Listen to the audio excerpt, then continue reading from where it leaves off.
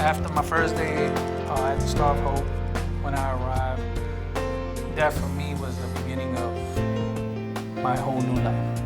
My mind was so broken, my heart was so broken, my soul was so broken. I couldn't look at the big picture and think I could do anything. I remember my mom and me, we had to one time eat macaroni and cheese with peas in it for Thanksgiving. Peas and macaroni and cheese are not very good for Thanksgiving. We came to Star Hope when we had no place to live. I drifted around for a while trying to find a job, and eventually I came here to Houston where I heard about the Star of Hope.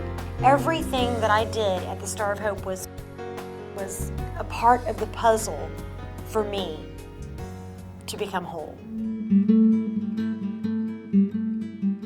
I came from a middle-class family here in Houston, and unfortunately, I was predisposed to a lot of alcoholism. I started slowly gravitating towards poor choices, and those poor choices kind of snowballed on me, and I kept making one bad choice after another. Got bad enough where I have 3 DWIs, and I went to jail about 6 times, and I totaled several cars, and I just put myself in very dangerous situations.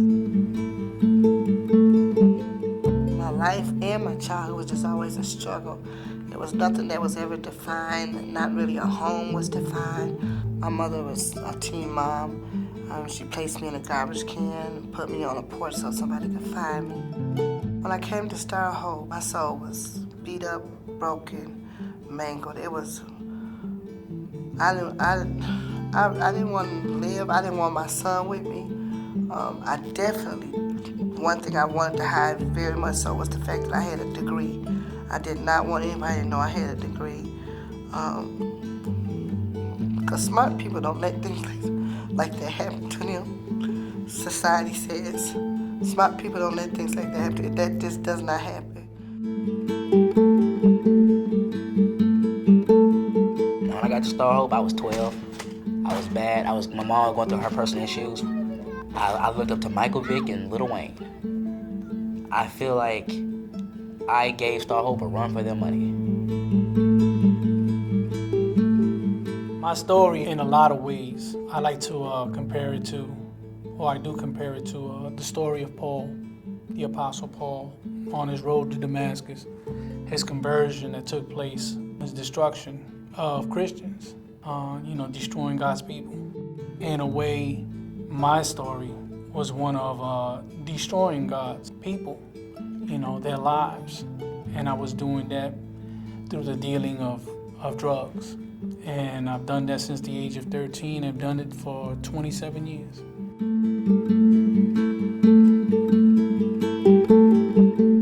I have a job where I make $2.13 an hour plus tips.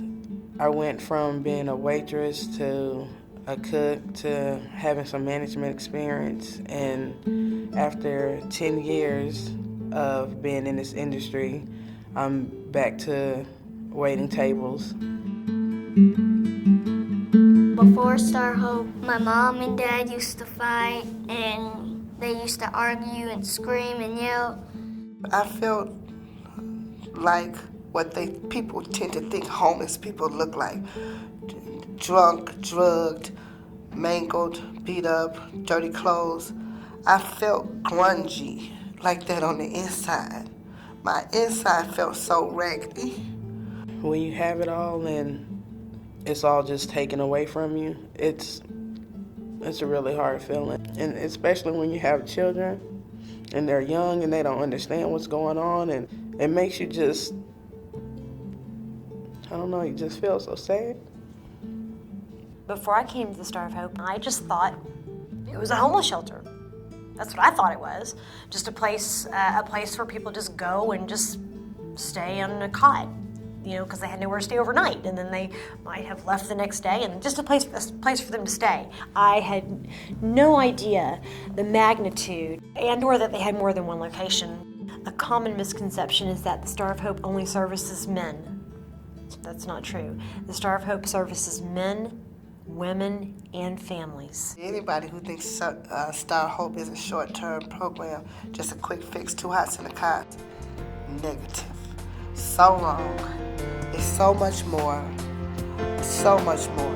Star of Hope is there to help a person actually acquire skills, actually acquire the truth of why it is that you're actually out there in the world homeless because of lack of structure, lack of guidance, lack of true direction, lack of being truthful to yourself.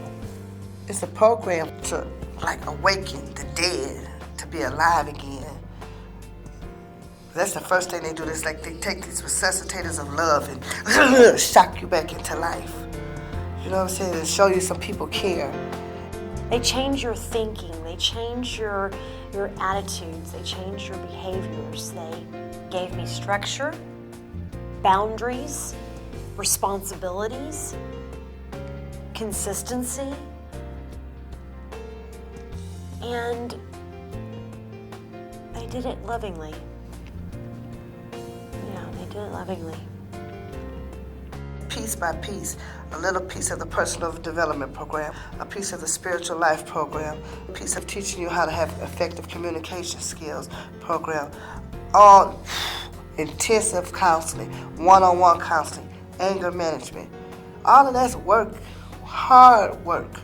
Star Hope did for my mama is let my mommy be a better person so she can control her anger and be good to us. It has a fitness center, it has a clinic, it has a computer learning center. So if you don't have a GED, you will begin GED classes.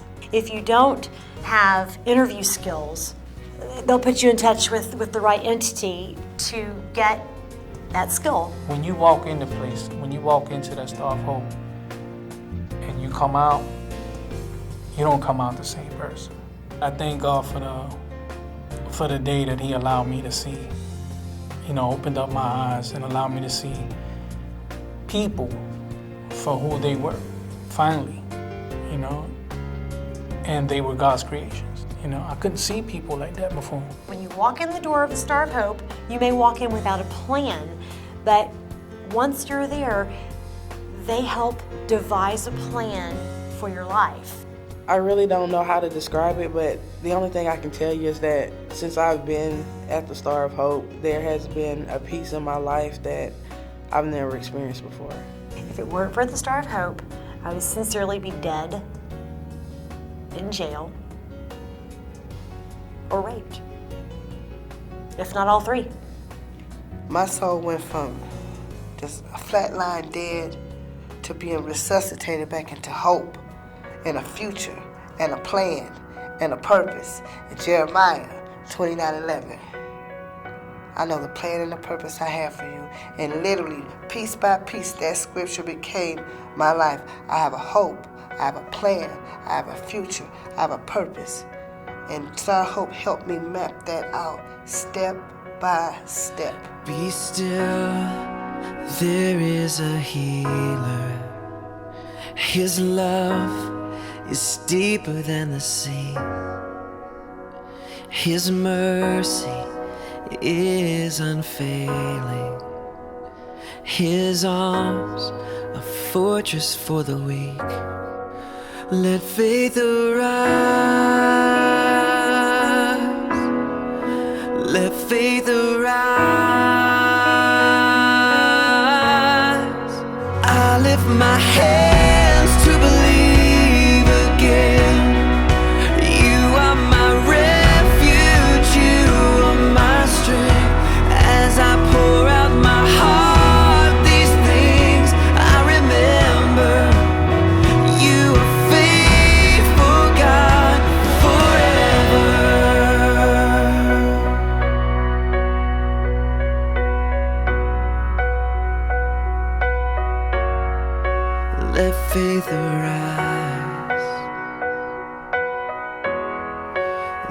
faith arise.